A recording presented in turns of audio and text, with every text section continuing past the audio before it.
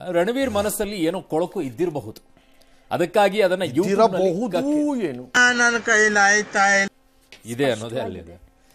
ಅದಕ್ಕಾಗಿ ಅದನ್ನು ಯೂಟ್ಯೂಬ್ ನಲ್ಲಿ ಕಕ್ಕಿದ್ದಾನೆ. ರಣವೀರ್ ಹೇಳಿರೋದು ಅಶ್ಲೀಲವಲ್ಲದೆ ಮತ್ತಿನ್ನೇನು ಅಂತ ಕೇಳಿದ್ದಾರೆ. ನೀವು ಬಳಸಿದ ಭಾಷೆ ಸಮಾಜ ನಾಚಿಕೆ ಪಡುವಂತಿದೆ. ಸುಪ್ರೀಂ ಕೋರ್ಟ್ ಇವೆಲ್ಲ ಹೇಳ್ತು ಸರಿಪ್ಪ, ಆಮೇಲೆ ಯಾಕೆ ಕೊಟ್ರಿ ರಕ್ಷಣೆ ಅವ್ರಿಗೆ?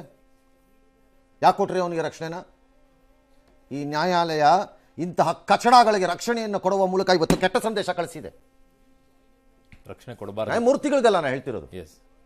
ನ್ಯಾಯವನ್ನು ಕೊಡೋ ರೀತಿಯಲ್ಲಿ ಯಾವ ಆದೇಶ ಬಂದಿದೆ, this has scent wrong message. Actually ನೀವು ಈ ಚೀಮಾರಿ ಹಾಕಿದ್ದೀರಲ್ಲ, ಅದು ಜನಕ್ಕೆ ಸಂತೋಷ ಆಗೋಗಿದೆ ಅಂತ ಅನ್ಕೋಬಾರ್ದು ನ್ಯಾಯಾಲಯ. ಅದನ್ನ ಪೀಪಲ್ ಆರ್ ಕರ್ಸಿಂಗ್ ಟುಡೇ. ಇಂಥ ಕಂತ್ರಿಗಳಿಗೆ ಕಚಡಗಳಿಗೆ ರಕ್ಷಣೆ ಸಿಕ್ಕತ್ತೆ ಈ ದೇಶದಲ್ಲಿ ಅಂತ ಮೆಸೇಜ್ ಪಾಸ್ ಆಗಬೇಕು. Yes, he should have been arrested and sent behind. ಯಾವುದಕ್ಕೆ? ಸ್ವಾತಂತ್ರ್ಯಕ್ಕಲ್ಲ ನಾನು ಹೇಳ್ತಿರೋದು, ಅವನು ಆಡಿರೋ ಮಾತುಗಳಿಗೆ. ಇವತ್ತಿಗೂ ಹೇಳ್ತೀನಿ, ಸಿಕ್ಕಿದ್ರೆ ತಲೆ ತೆಗೆಯೋ ಸಂಸ್ಕೃತಿಯ ಸಮಾಜವಾಗಿದ್ದಿದ್ರೆ ಇಂತಹ ಹುಳುಗಳು ಬದುಕ್ತಿರ್ಲಿಲ್ಲ. ಅಲ್ಲಲ್ಲೇ ತಲೆ ತೆಗೆದು ಬಿಡ್ತಿದ್ರು. ಆವಾಗ ಬೆದರಿಕೆ ಬಾಯಿ ಮುಚ್ಕೊಂಡು ಕೂತಿರೋರು. ಬೇರೆ ಸಮಾಜದಲ್ಲಿ ಇರೋ ಥರ ಬೇರೆ ಸಮಾಜದಲ್ಲಿ ಇದೆಯಲ್ಲ, ಮಾತಾಡಿ ನೋಡೋಣ.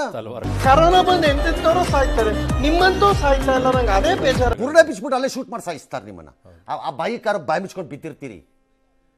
ಇಲ್ಲಿ ಇಲ್ವಲ್ಲ, ಅದಕ್ಕಿದು. ಅವನ ತಂದೆ ತಾಯಿ ಆದ್ರೂ ಇದನ್ನ ಒಪ್ತಾರ ಸರ್? ಮಾತನ್ನ ತಂದೆ ತಾಯಿ ಇದಾರ ಅವನಿಗೆ? ಎಂಥ ಒಳ್ಳೆ ಮಕ್ಕಳಿಗೆ ಜನ್ಮ ಕೊಟ್ಟೆ. ಇನ್ನು ಬದುಕಿದಾರ ಹಾಗಾರ ಅವರು? ಇದೆಲ್ಲ ಕೇಳಿಸ್ಕೊಂಡ್ಮೇಲೆ ಇಂಥ ಸುಪುತ್ರನನ್ನು ಹುಟ್ಟಿ ಈ ಪ್ರಪಂಚಕ್ಕೆ ದಾನವಾಗಿ ಕೊಟ್ಟಿದ್ದಕ್ಕೆ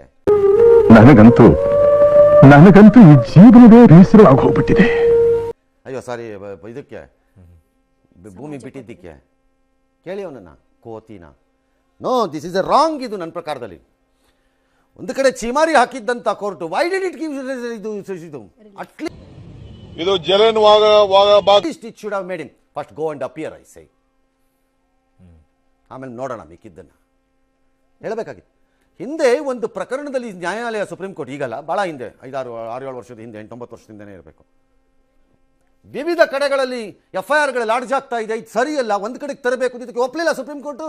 ಅವತ್ತು ಚೆನ್ನಾಗಿತ್ತ ಸುಪ್ರೀಂ ಕೋರ್ಟ್ಗೆ? ಒಪ್ಪಲಿಲ್ಲ. ನಾವು ಇಂಟರ್ಫಿಯರ್ ಆಗಕ್ಕಾಗಲ್ಲ, FIR ಅಲ್ಲಲ್ಲೇ ಇರುತ್ತೆ ಅಂತಂದ್ಬಿಟ್ರಿ. ಸೆಲೆಕ್ಟಿವ್ ಔಟ್ರೇಜ್ ಆಗಬಾರ್ದು ಯಾವತ್ತೂ. ಈ ಪ್ರಕರಣದಲ್ಲಿ ನನ್ನ ಪ್ರಕಾರ ಅವನಿಗೆ ಈ ರಕ್ಷಣೆ ಸಿಕ್ಕಿದ್ದಿದ್ದು ಇಂತಹ ಕಂತ್ರಿಗಳಿಗೆ ಕೊಟ್ಟ ಲೈಸೆನ್ಸ್ ತರ ಕಾಣಿಸ್ತಿದೆ ನನಗೆ. ಮತ್ತೆ ಬಾಯಿಗೆ ಬಂದಾಗ ಮಾತಾಡ್ಕೊಂಡು ಅಲ್ಲೇ ಕತ್ತರಿಸ್ಬಿಟ್ಟು ಒಳಗಾಕ್ಬೇಕಾಗಿತ್ತು ಇವನನ್ನ. ದಾರಿಗೆ ಬರ್ತಿದ್ರು ಆಗ ಎಲ್ಲರೂ. ಆಗ ಮಿಕ್ಕಿದವು ಬಾಲ ಮುದ್ರಕೊಂಡು ಬಿದ್ದಿರೋವು. ಎಸ್.